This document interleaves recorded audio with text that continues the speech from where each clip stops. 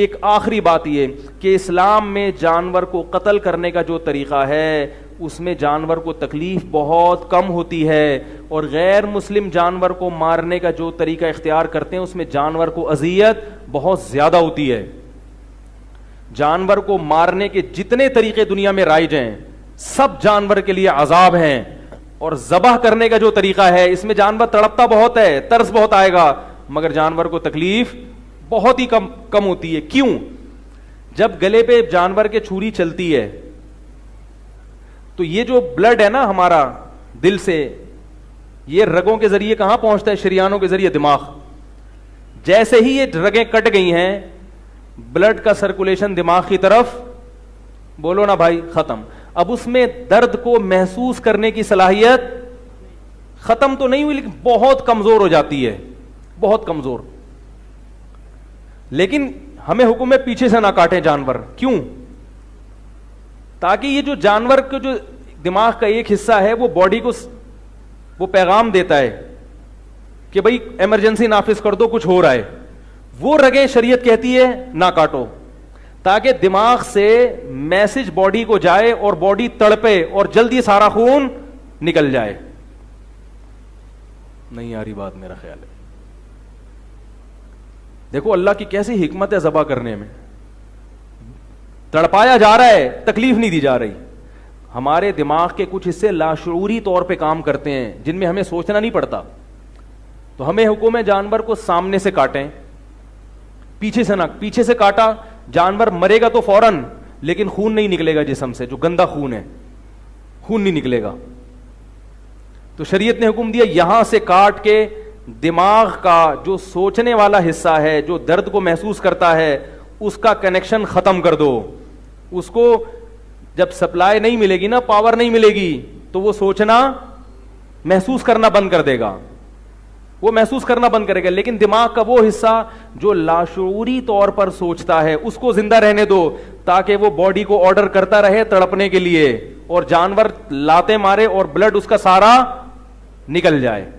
اس سے بہتر طریقہ جانور کو کاٹنے کا کوئی ہو نہیں سکتا۔ اسلام نے ایسا طریقہ رکھا ہے جس سے جانور کو تکلیف کم سے کم ہو اور اس کا گوشت گندے خون سے پاک ہو جائے۔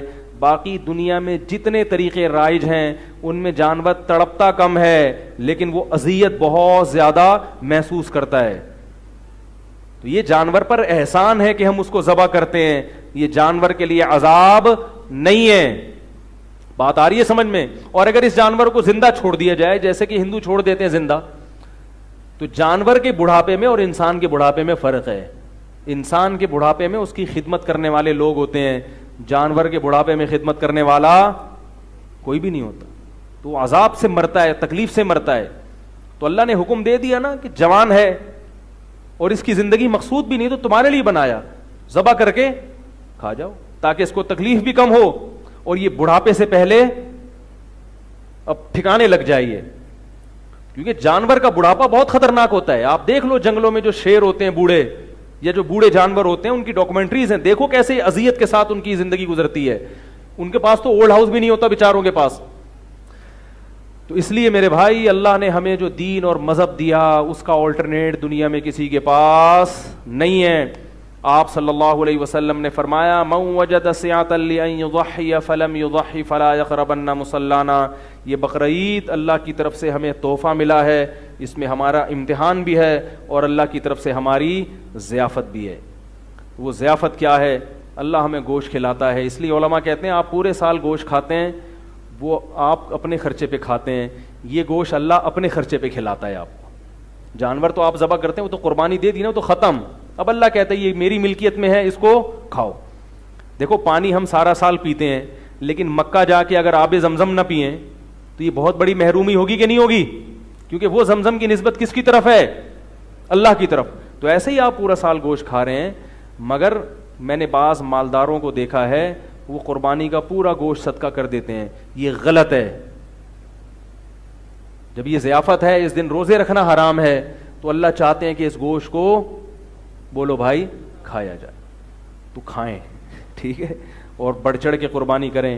نبی صلی اللہ علیہ وسلم کی شدید وعید ہے کہ جس میں استطاعت تھی اور قربانی نہیں کی فرمایا وہ ہماری عیدگاہ میں نہ آئے. تو استطاعت اگر اللہ نے دی ہے, مالی وسعت دی ہے, تو قربانی کیا کریں, اس میں حصہ ڈالیں, صدقہ بھی کریں, خود بھی کھائیں. اور علماء نے لکھا ہے اگر کسی کی فیملی بڑی ہے, وہ غریب ہے, تو پھر اپنے بچے پہلے, پھر بے شک وہ صدقہ نہ بھی کرے, سارا خود رکھ لے. اگر کوئی غریب ہے بیچارے کو پورے سال گوشت نہیں ملتا, تو پھر وہ سارا رکھ لے. بعض لوگ غریب ہوتے ہیں, پورے سال بچوں کو گوشت نہیں کھلاتے, اب وہ قربانی کے دن قربانی کی تو بھی صدقہ کرو, بچے بڑے تڑپتے ہیں پھر اندر سے.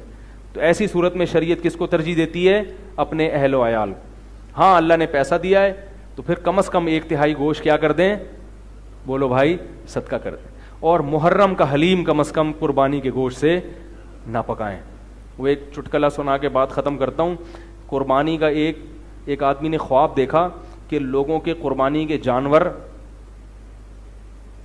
وہ جنت میں ٹہل رہے ہیں, پورے جانور. اس نے اپنا بکرا دیکھا کہ ایک چانپ کے بغیر, ایک ٹانگ کے بغیر جنت میں. بقرعید کے 6 مہینے بعد اس نے خواب دیکھا ٹھیک ہے, سارے مسلمانوں کے جو جانور ہیں وہ بالکل صحیح سالم جنت میں, اور میرا والا بکرا لنگڑا, ایک ٹانگ نہیں ہے. تو اس نے فرشتوں سے پوچھا یہ میرا بکرا لنگڑا کیوں ہے؟ اس نے بولا تو اس کی ایک ٹانگ ابھی تک تمہارے فریج میں رکھی ہوئی ہے, وہ ابھی تک تمہارے, وہ جو دستی ہے نا وہ ابھی تک کیا ہے, 6 مہینے ہو گئے ہیں, اس لیے یہ بیچارہ لگ رہا ہے. کھاؤ گے تو اس کی ٹانگ لگے گی یہاں. خیر یہ چٹکلا ہے, حقیقت سے اس کا تعلق نہیں ہے. تو قربانی کا گوشت جلدی جلدی کھا لیا کریں, ٹھیک ہے, کھائیں کھلائیں اور ختم. ہاں غریب آدمی ہے تو وہ محفوظ رکھ لے, کوئی حرج نہیں اس میں. اللہ تعالی ہمیں